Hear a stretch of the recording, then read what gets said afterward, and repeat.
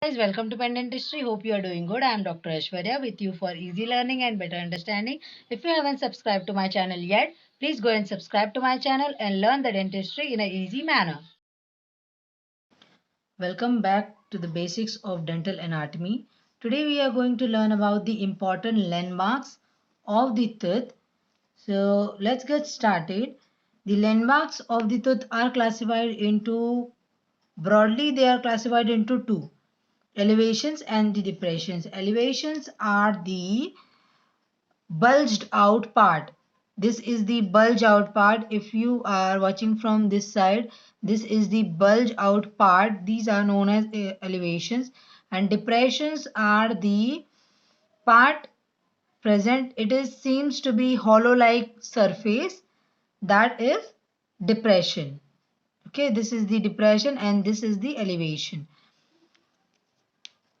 The first one in elevation is cusps. Cusps are These are the elevation present mostly in the occlusal surface of the posterior teeth. They are present in the occlusal surface of which teeth? Of the posterior teeth. Okay. The size and shape of the cusp can be various types. They are present in the occlusal and posterior teeth. The teeth which are having cusps are mostly molars, premolars, and also the canine. Molar, premolar, and the canine. Canine is having only one cusp. Only one cusp is present in the canine region. Molars are having 3 to 4 or more cusps. 3 to 4 or more. Premolars are having 2 or 3. This is the cusp number present in the posterior teeth. Okay. The cusp slope, that is known as, if this is the tooth, okay, the cusp, if this is the cusp, the slope of the cusp is known as cusp ridge. What it is known as? It is known as cusp ridge. This part is known as cusp ridge. These are the inclined surface that converge at the cusp tip. They are converging at the cusp tip. They are converging. That means they are converging. Convergence means they are enclosing themselves. Okay. So they are the inclined surface that converge at the cuspal tips are known as cuspal ridge. So this was the cusp part. It is present in the occlusion and posterior teeth. The cusps are the elevation present in the tooth. For better understanding, I have made an arch and I have made a molar here. I have drawn a big picture of the molar. Now we are going to see the parts of the cusp. This is the first cusp. This is the mesiobulbar cusp. Mesiobulbar cusp. Why mesiobulbar? Because this part, this face is towards the midline. This is the midline. It is towards the midline. That's why M mesial, and it is the buccal part. Buccal part towards the cheek. This surface is towards the cheek. That's why we are calling it as a buccal. Mesiolingual. Why lingual? Lingual is the inner part of the tooth towards the tongue. Here tongue is present. Okay. And it is also present in the mesial side. Mesial side means towards the midline. That's why mesiolingual. Distobuccal. This cusp is distobuccal. Why distobuccal? Distal. Opposite of the mesial is distal. This is the distal part and it is placed buccally. Buccally means towards the cheek area. That's why distobuccal. This is the distolingual. Why it is distolingual? Distal side it is present and lingually. Lingually means towards the this face. This face is towards the tongue area. That's why inside it is there. This face is inside the inside the buccal side, okay, opposite to the buccal side. That's why it is known as lingual side. This is the cusp area. On this manner, like this, you are going to make the names of the cusp. If it is present, if the tooth is present and you want to write the name of the cusp, how you are going to write? You should know which is the mesial side, which is the distal side, buccal and lingual. On the notation of that, you can easily write the cusp name of the tooth. The canine, this is the canine. Okay, this is canine. Canine is having a single cusp. This is the single cusp. As I have told you before also, canine is having only one cusp. So this is the one cusp canine. This is the premolar. Premolars are having two cusps. One is present at the buccal side and one is present in the lingual side. Buccal cusp and the lingual cusp. Here no mesial or distal is notations are given because mesial and distal is not needed. Only two cusps are there, buccal and lingual. Here the complex form of cusp was there, more than two cusp was there. That's why we denoted it as a mesial and distal to make it easier. Okay. So this was the ending of the cusp. Now we will see the cingulum. Hope you have understood this cusp part. If you are liking the video, please subscribe and hit the bell icon. Comment me your doubts and your topics which you want to know and to study. Cingulum. If this is the tooth, okay, this is the bulge part. It is present inside the towards the tooth, that is lingual side. It is present and towards the tongue area. You can easily determine by touching your tongue on the area at this position. Okay, this is the bulbous convexity. It is a bulbous convexity present at the cervical third of the lingual surface of the crown of the anterior. The cingulum is present only in the anterior teeth. Only it is present in the anterior teeth and it is present in the cervical third region. Okay. And they are seen on the incisors and the canine. As I have told you, they are only present in the anterior teeth. So anterior teeth are involved with incisors and canine. IC, PM. PM are the posterior. These both are the anterior teeth. So cingulum is present only in the anterior teeth. These are the bulbous convexity placed on the lingual side of the anterior teeth, at which place? At the cervical third place. Third one is mammalions. Mammalions are the surfaces. It is present in the incisor surfaces. These are the mammalions. This, like this shape, projections of the enamels. These are the projections of the enamel. They are found in various size. They are only present in the incisors and the central incisor, lateral incisors. And these mammalions, they are worn out. Worn out means these mammalions become flat in in anatomy when the person is, as the person age is increasing, and due to the occlusal contact, the mammalions get fade away, or you can say it as it become flat after the patient is getting aged. Due to the mastication processes, the enamel gets smooth and these mammalions fade away.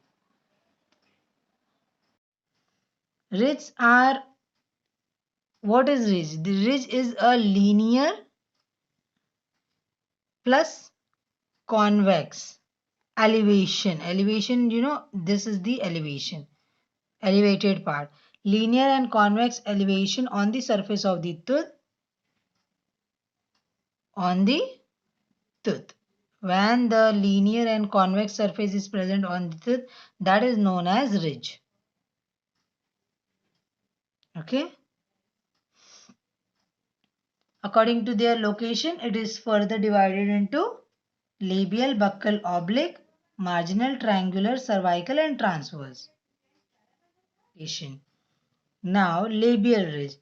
The ridge running cervico-incisal. Cervico-incisal means this is the cervical region and this is the incisal region. So this ridge is running from cervical up to the incisal edge, that is known as labial ridge.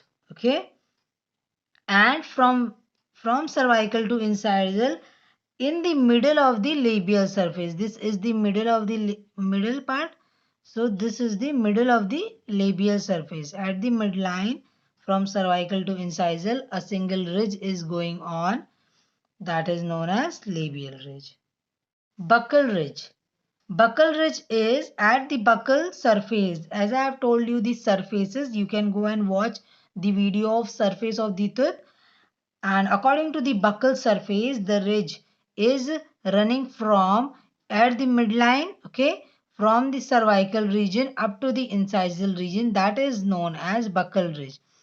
Again, it is a linear plus convex elevation present on the tooth from cervical to incisal edge in the middle of the buccal surface of the premolars. The buccal surface is present on the premolars, so on the premolars the ridge are present. This buccal ridge. Oblique ridge. Oblique ridge is, it is a transverse ridge which crosses the occlusal surface. This is the transverse ridge which crosses the occlusal surface of the most maxillary molars. Which molars? Maxillary molars, okay, of both dentition in an oblique direction. In an oblique way, it is directing from the distobuccal cusp to the mesiolingual cusp. It is known as oblique ridge. It is having a triangular ridge of the mesiolingual as well as the distobuccal cusp. Okay, so it is a transverse line from where to where? From distobuccal cusp to the mesiolingual cusp. This is the oblique ridge. Now marginal ridge. It is a linear elevation found on the mesial and distal surface of the what? This is the mesial surface. If think this is the mesial surface, this is the distal. So here what happens that a linear line is present here. You can see the green part, the linear line is present. It is a linear elevation found on the mesial as well as the distal end of the. I have told you, you can go and watch the video of the surfaces. This is the occlusal surface of the teeth. So mesial and distal there is a linear elevation. And in case of incisor, if you are talking about the incisors and canines, the marginal ridge is present from the mesial and this is the marginal ridge here present. Okay, from the mesial and distal margin of the lingual surface. Lingual surface, which surface? It is a lingual surface and the marginal ridge is present mesial as well as distal. In occlusal surface of the posterior teeth, in premolars mostly, the marginal ridge is present in the mesial and the distal direction. Okay, this is the marginal ridge. Triangular ridge. Triangular ridge, it is a linear ridge. It is also a linear ridge. As I have told you, the ridges are linear. The linear ridge which extend from cusp tip. It is extending from the cusp tip. This is the cusp tip. These both are cusp tip of the premolars. The buccal cusp, palatal cusp, as you can say the lingual cusp. Buccal cusp and this is the lingual cusp. Okay, so the triangular shape is formed here like this. The triangular shape is formed in this manner. Are you able to see? the triangular shape is formed. This is the triangular ridge. It is the triangular ridge. It extends from the cusp tip of the posterior teeth towards the center of the occlusal surface in a cross section. Okay, in a cross section. They are more or less triangular in shape. That's why it is known as triangular ridge. It is, seems to be triangular in shape. That's why the name has given the triangular ridge. The cervical ridge. The cervical ridge, it is a ridge that spans mesiodistally on the cervical ear. Mesiodistally on the cervical of the buccal surface of the most deciduous and the permanent molars.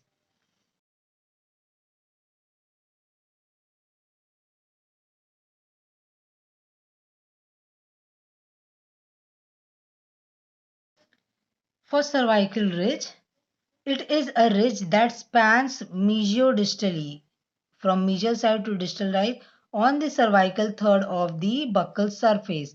If this is the buccal surface of the tooth, okay, this is the buccal and back side is the lingual surface. So it is running from the mesiodistal direction on the buccal surface of the deciduous teeth as well as the permanent molars. Okay. So now what are transverse? Transverse ridge are, these are the ridges. These are present on the, if this is the tooth premolar, if this is the premolar, this is buccal and this is lingual. Okay. So transverse ridge, if this is the ridge formed by the cusp of the tooth. Transverse is, it is formed by the combination of two triangles. As I have told you, the triangles were formed in the triangular ridge. So it is formed by the two triangles which transversely cross the occlusal surface on the posterior tooth. Transversely, that is transversely cross to the occlusal surface of the posterior tooth in a buccolingual direction. Buccal in lingual direction, buccolingual. Okay, to merge with each other. These both lines are merging with each other. That's why this is known as transverse ridge. What is happening here? The combination of two triangles. As I have told you, the triangular ridge was there here. So the both the triangles are combining and it is forming a transversely cross over the occlusal surface of the posterior teeth, and it is running from the buccal to the lingual surface. Okay, and it is also merging with each other. This is known as transverse ridge. Hope you have understood this transverse ridge. Now the tubercle. Tubercles are, these are small elevations found on some portions of the crown of the tooth. That is, additional enamel is there. If think this is the, if this is the central incisor, there will be a additional enamel present on the surface of the tooth, that is known as tubercle. Small elevations are there, addition of enamels are there, that's why it is known as tubercle. Okay, this was the ending of the elevation part. These are the elevated parts, that is cusp elevated, cingulum is also elevated, mamelons, ridges and tubercles. These are the elevated parts or elevated landmarks. Now we are going to see the depressed landmarks. Okay. Now talking about the fossa in depression. Fossa is a rounded depression or concavity on the surface of the tooth. It is present on the surface of the tooth. Okay. And it is rounded depression. It is rounded. Which kind of depression it is? Rounded. Okay. It is rounded depression seen on the surface of the tooth. This much. They are seen in the lingual surface of the anterior. In while this is the anterior tooth. Okay. In the lingual surface, it is seen. Fossa is seen. And on the occlusal surface, it is seen. This is the fossa. Okay. Are rounded and present in the posterior as well as posterior in occlusal surface and in anterior in the lingual surface. What are sulcus? They are long depression on the occlusal surface of the posterior teeth. Sulcus are long depression. These are the sulcus, okay? It is a long depression on the occlusal surface. Long depressions are there in the occlusal surface of the posterior teeth between the ridge or between the two cusps. If these are the two cusps, the space between them present is sulcus. The inclination of the sulcus meet at the developmental groove. This is the developmental groove. Okay. So this is the sulcus. It is going to meet in the developmental groove. This is the sulcus. Okay. Developmental groove. What is developmental groove? It is a groove or line, is a narrow depression formed between the primary parts of the crown of or root. The major groove. Here the grooves are named according to their location. That is, according to their location, the grooves are named. If this is the groove, so it is known as lingual. It is present at the lingual side. It is known as lingual groove. If the groove is present in the center here, that is known as central groove. It is present if it is present in the mesial side, that is known as mesial groove. Okay. According to their location, the grooves are named. The lingual, the mesial, the buccal. These are the grooves in the posterior teeth. Supplemental groove. They are the supplemental. Supplemental means extra. They are irregular auxiliary grooves, that is extra grooves, which are the branches of the developmental groove. The branches of the developmental grooves are the supplemental grooves. Okay. And these developmental grooves are not deep. They are not deep as that of the developmental groove. They are not deep, but the developmental grooves are deep. Fissure. They are long and narrow cleft or channel formed at the depth of the groove. What happens? Fissure. They are long and narrow, extending towards the pulp. If this is the tooth part, okay, and there is a present of groove here, this is the groove. So now fissure will be like this: a small, long or narrow cleft or channel form. It is a channel form extending towards the pulp. Here the pulp is present in the tooth region. In the tooth region, the pulp is present here. So it is extending towards the pulp. This fissure, they are formed between the cusp or ridge, and this is the main or initial area of dental caries. The fissure will be like this. Okay.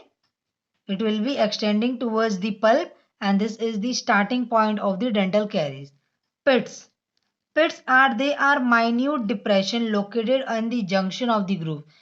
When the grooves are meeting at each other, with each other, or at their termination or ending. This is the termination. The pit is usually found in the deepest portion of the fossa.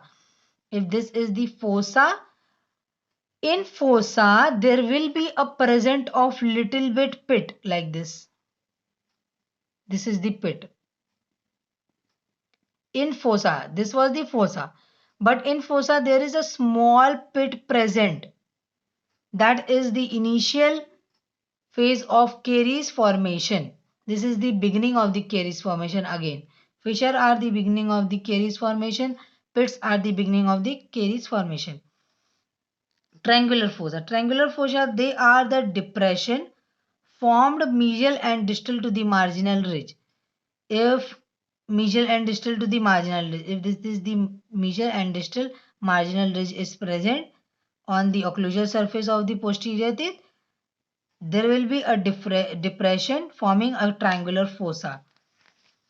If three grooves are meeting at each other and it is forming a triangle shape, that is a triangular fossa. Okay, this is the triangular fossa. The simple language, if three lines are joining, this is the triangular fossa. So these are the depression explained in basics of dental anatomy. If you like the video and understood well, please like, subscribe and comment me the topic which you want to learn. And if you want to know more about me, you can check out the description box, and for further details of the videos and notification, you can also join our Telegram group. Thank you. Keep watching Pendant History.